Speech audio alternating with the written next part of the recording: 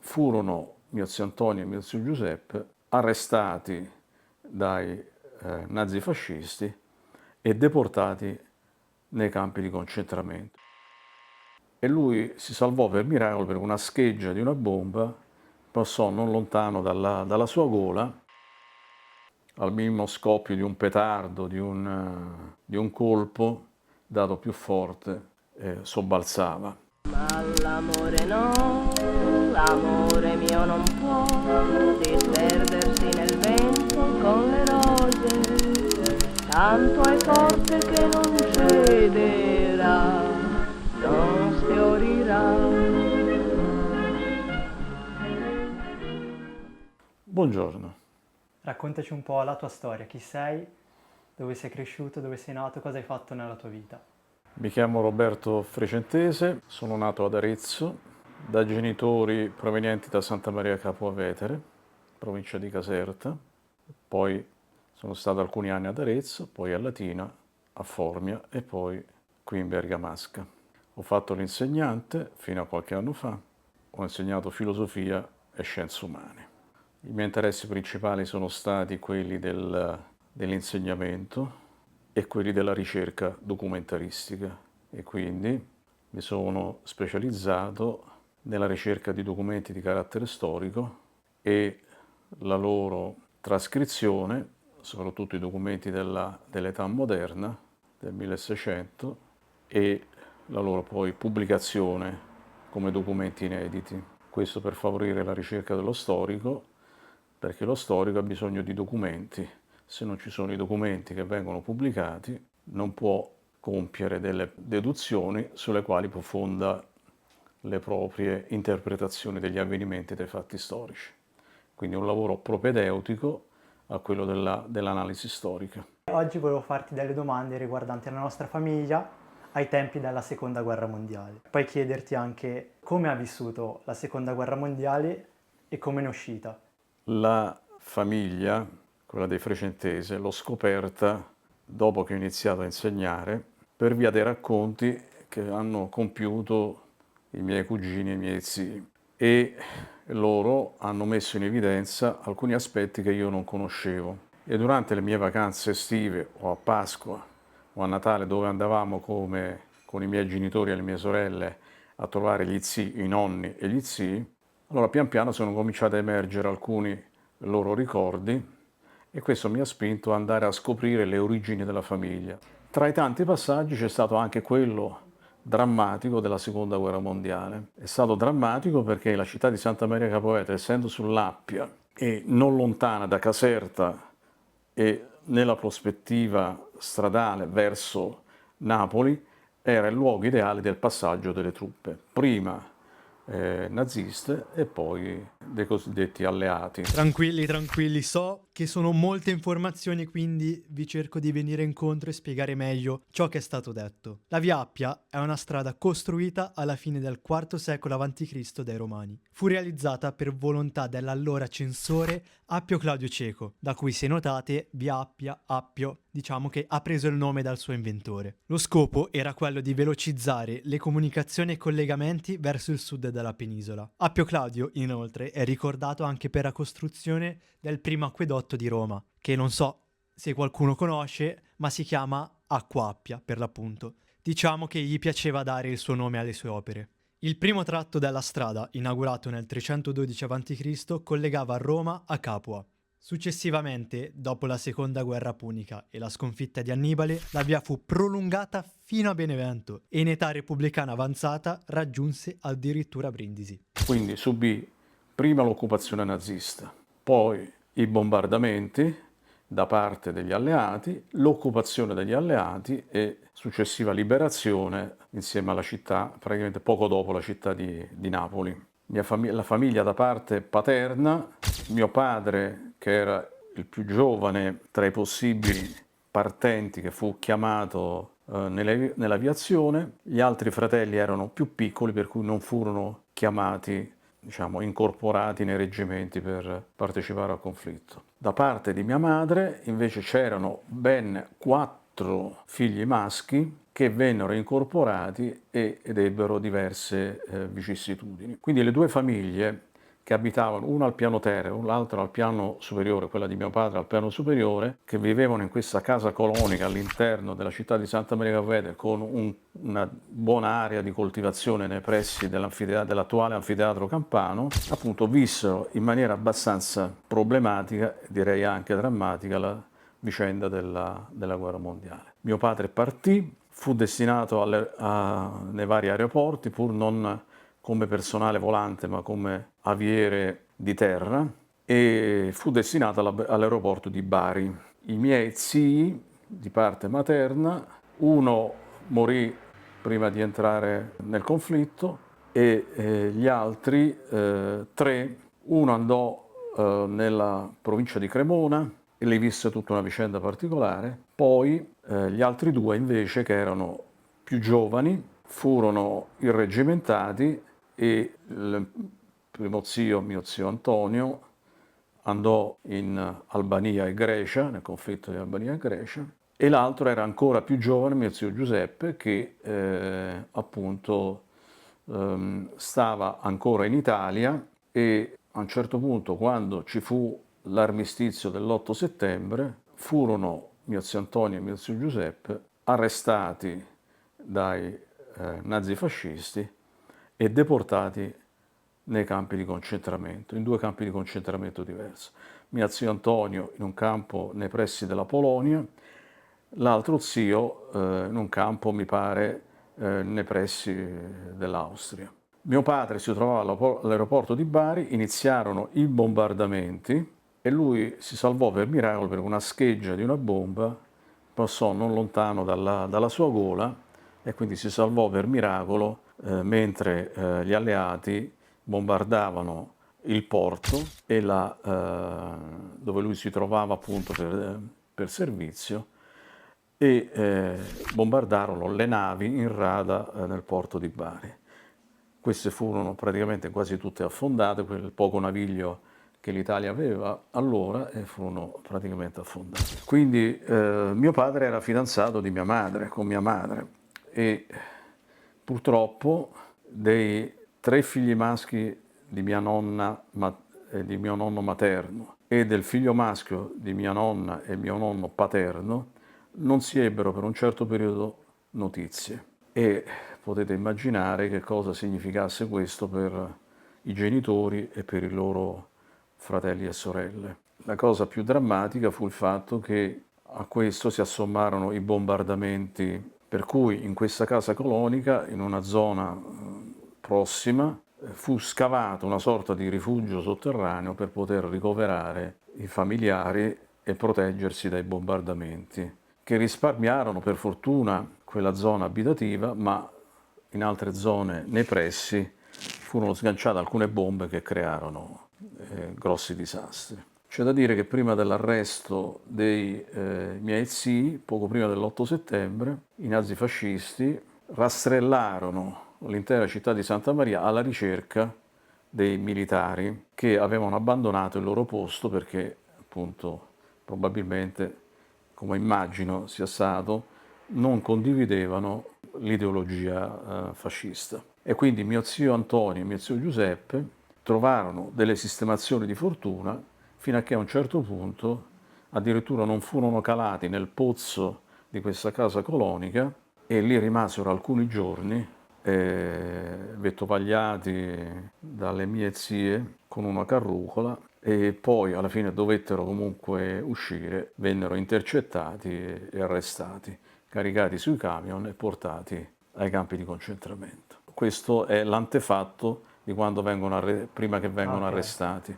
Quindi avevano avuto già una situazione molto complicata, molto difficile, e nel giro di questi 4-5 giorni prima dell'arresto, che mi penso sia avvenuto intorno al 12-13 di settembre, quindi qualche giorno dopo, furono condotti nei campi di concentramento. Campi di concentramento che erano non campi di eliminazione fisica modello polacchi, ebrei, russi, ma erano campi di internamento per militari. Soltanto che siccome gli italiani avevano tradito e si erano schierati di fatto nei confronti del fascismo in maniera, come dire, come renitenti nei confronti del fascismo, furono presi e furono portati in questi campi. Questi campi vissero situazioni drammatiche. Mio primo zio rimase per ben 2 anni e rotti in un campo di concentramento, quello vicino alla Polonia, che è stato durissimo, e mi raccontava delle esecuzioni che ogni tanto venivano compiute per impiccagione.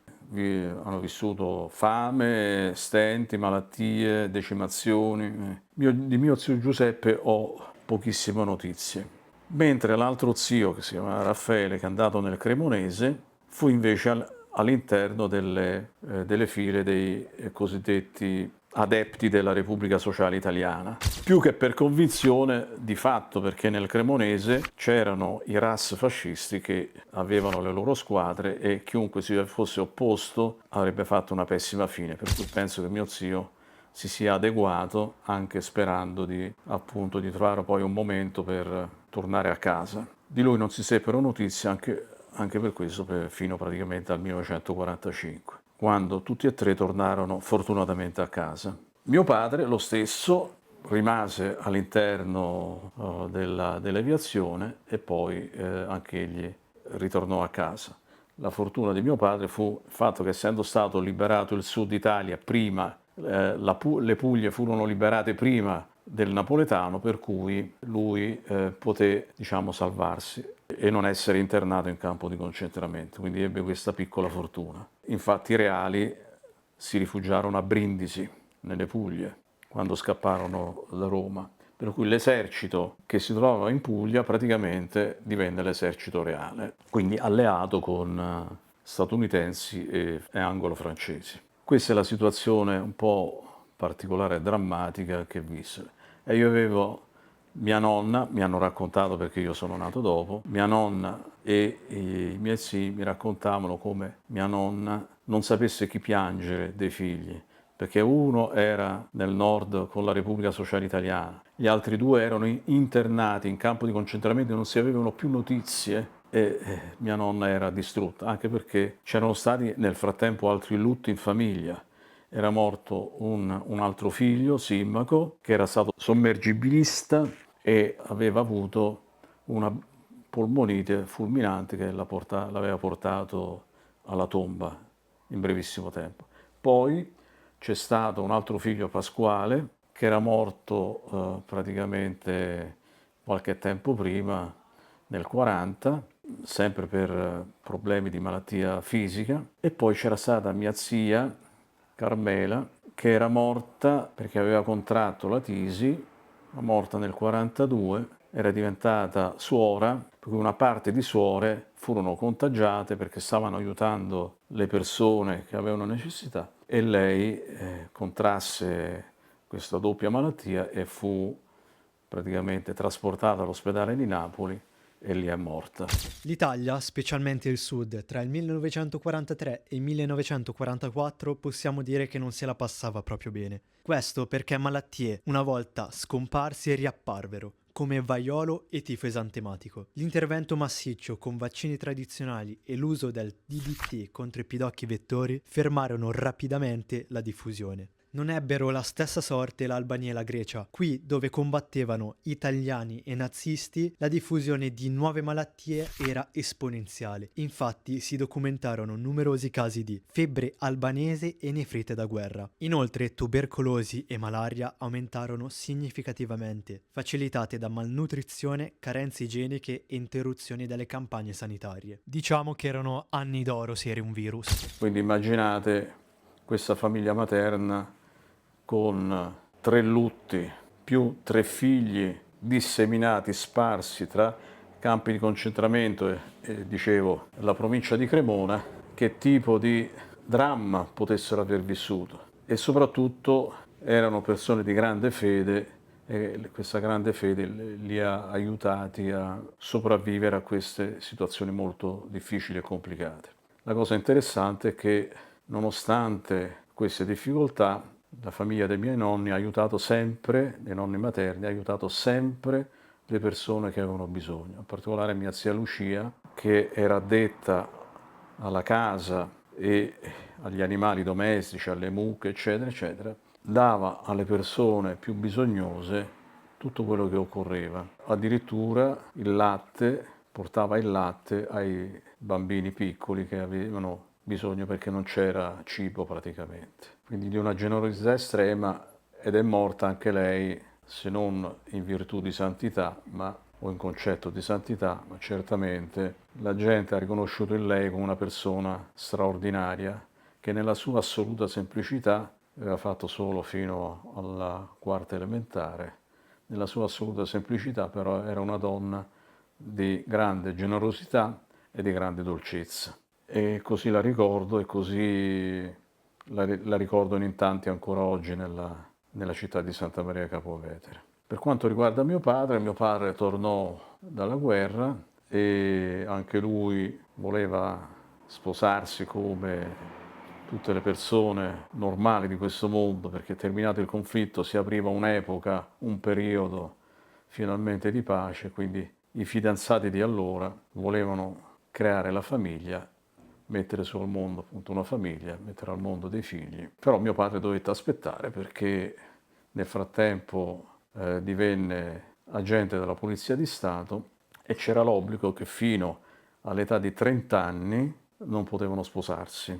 E questo accade sia per mio padre sia per mio zio Raffaele di parte materna, che anche lui aveva conosciuto una donna nella provincia di Cremona e quindi sarebbero potuti convolare a nozze solamente al compimento di 30 anni. Questo perché fino agli anni 70 vi era una normativa restrittiva che stabiliva che il personale della pubblica sicurezza potesse sposarsi solo dopo il compimento dei 28 anni di età e dopo almeno 8 anni di servizio, previa autorizzazione ministeriale. Adesso vi dirò vari numeri e varie leggi, quindi tenetevi pronti, cioè in verità non dovete tenervi pronti, ve li dico per pura informazione. Con la legge 19 maggio 1976, numero 322, vennero modificate le norme sul matrimonio anche per i corpi di polizia. I brigadieri, vicebrigadieri e militi avrebbero potuto sposarsi dopo il primo anno della prima rafferma triennale, a meno che avessero già compiuto 26 anni. Questa legge venne però dichiarata incostituzionale in alcuni punti dalla Corte Costituzionale, sentenza del 1987 numero 73, poiché contrastava con il diritto alla libertà matrimoniale. Successivamente il decreto legislativo 31 luglio 2003 numero 236 abrogò definitivamente le disposizioni che consideravano il matrimonio vincolante per il mantenimento del servizio, segnando la completa liberalizzazione del diritto di sposarsi. La sfortuna volle che nel frattempo, quando si stavano preparando per il matrimonio, muore mio nonno materno, per cui bisogna aspettare almeno un altro anno per il lutto.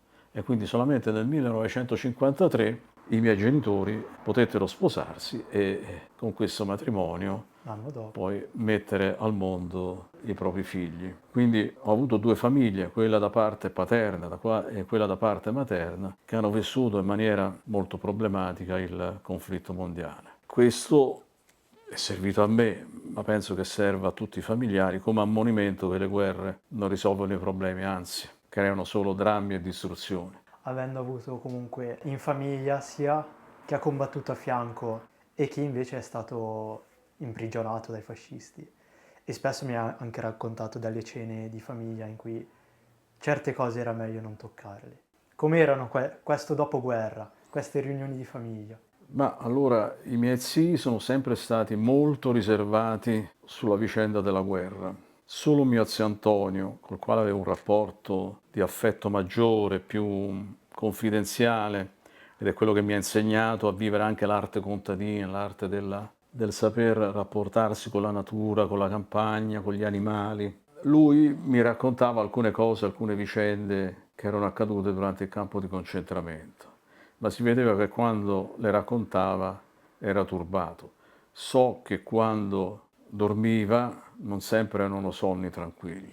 So anche che al minimo scoppio di un petardo, di un colpo, dato più forte, sobbalzava. Questo è uno dei retaggi, una delle conseguenze di quella vicenda bestiale che fu il campo di concentramento o di internamento.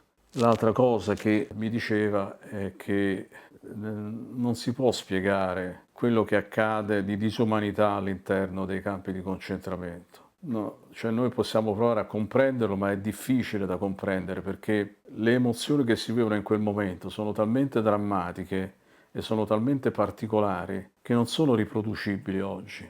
Lui me lo faceva capire con parole semplici, con termini semplici, ma è questo che voleva comunicare, cioè quello che tu vivi in quel momento non è riproducibile anche solo raccontandolo a parole. Ed è probabilmente questa la causa anche del dramma psicologico che hanno vissuto con il dopoguerra. Poi mio zio Antonio ebbe una vicenda particolare. Lui si era definito sempre un socialista democratico, per cui con i fascisti non aveva niente a che spartire, niente a che fare. Mentre l'altro mio zio era più, diciamo, di opinioni di destra. Quindi in famiglia, per la pace familiare, si evitava accuratamente di parlare di questo, perché si sapeva che si sarebbero scatenate dentro delle dinamiche emozionali forti che avrebbero potuto portare anche a una incomprensione, a un litigio.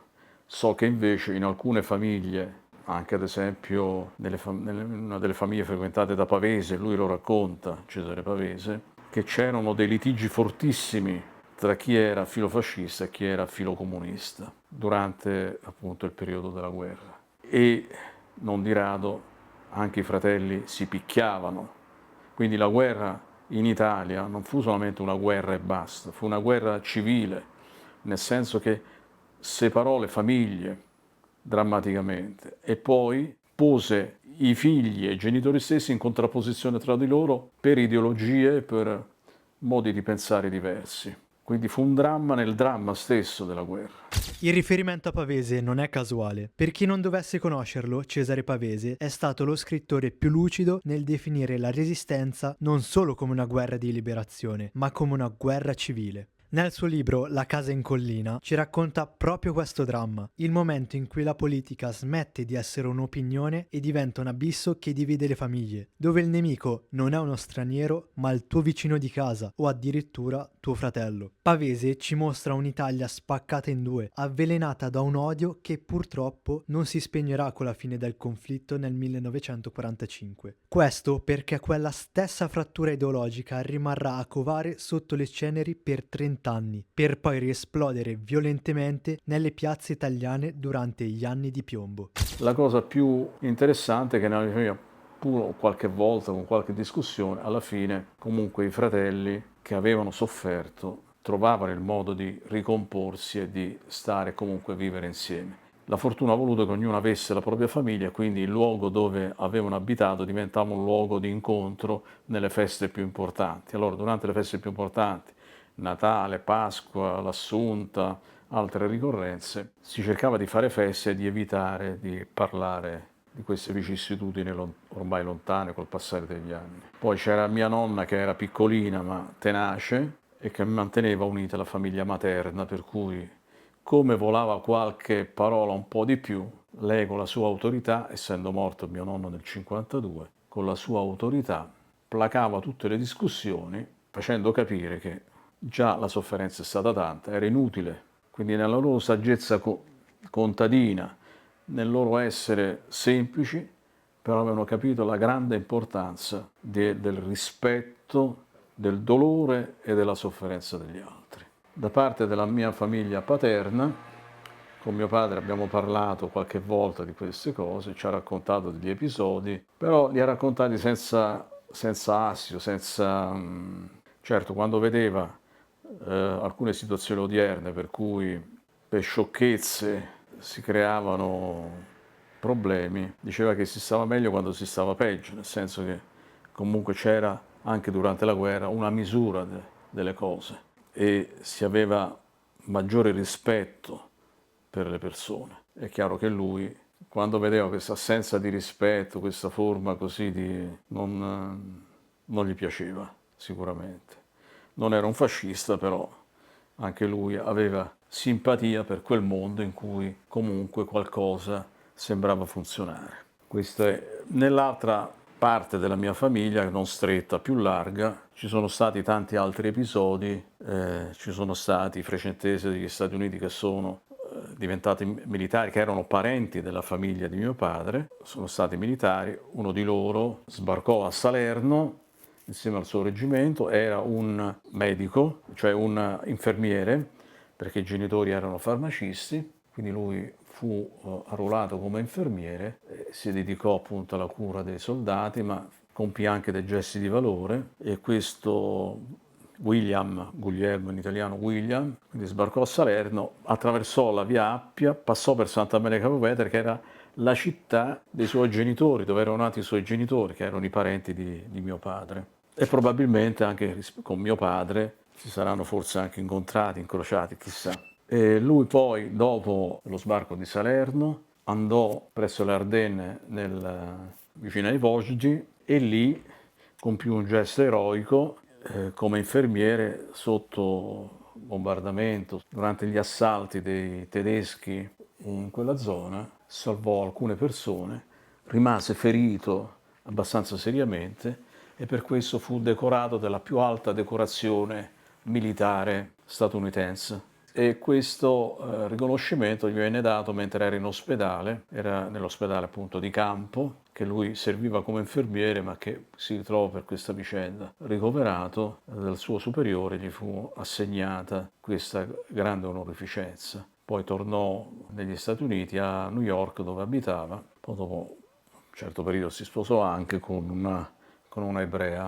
Allora, il Purple Heart non è la più alta onorificenza che un soldato americano può ricevere, ma bensì è perché è stato ferito o ucciso in qualsiasi azione contro un nemico degli Stati Uniti, oppure è stato ferito o ucciso da un attacco da parte di un nemico degli USA. La più grande onorificenza è la Medal of Honor, che viene consegnata a coloro che hanno effettuato un gesto eroico a rischio della loro vita, ben oltre il loro dovere. Probabilmente voi conoscerete la storia di William Carpenter, ex marine che si lanciò su una granata lanciata dai talibani per proteggere il proprio compagno. Ecco, lui fu premiato nel 2014 dall'allora presidente Barack Obama con la Medal of Honor, e non so se riuscite a vedere, ma fu anche premiato del Purple Heart per le ferite ricevuto per l'appunto. Ti ringrazio per il tempo dedicato. Spero che queste parole che ci hai dedicato, ci hai raccontato, spero che vengano tramandate e vengano ricordate da tutti. Questo è importante, la funzione della memoria. Chi non ha memoria storica costruisce sulla sabbia, e quando arriva al mare la sabbia viene portata via. Bisogna costruire invece sulla roccia, e la roccia è data da quello dalla fondazione primaria che l'uomo ha, che è quello della memoria dei propri antenati. I propri antenati sono coloro che hanno lavorato, sgobbato, faticato, e hanno messo un mattone, e poi su questo i loro successori ne hanno messo un altro, e così via. E questo ci dà quella stabilità, questa fondazione stabile su cui possiamo edificare tutto il resto, senza nostalgia nei confronti del passato, ma essendo consapevoli che se non abbiamo questo sostrato rischiamo di edificare e di crollare miseramente. Guardiamo al passato, impariamo, apprendiamo, crediamo in quello che hanno vissuto e compiuto i nostri progenitori, viviamo il presente con quello che possiamo fare, realisticamente fare, e diamo un'occhiata sempre al futuro, perché chi non ha il futuro o piange il passato o si diletta solo nel presente, senza consegnare poi agli altri qualcosa di buono. Quindi la persona equilibrata è quella che ama profondamente il proprio passato, costruisce su quello il proprio presente, perché ama il proprio presente, e guarda il futuro perché si rende conto che da solo fa quello che può fare, ma deve consegnare qualcosa agli altri che continuino la grande opera dell'umanità. Ma l'amore no.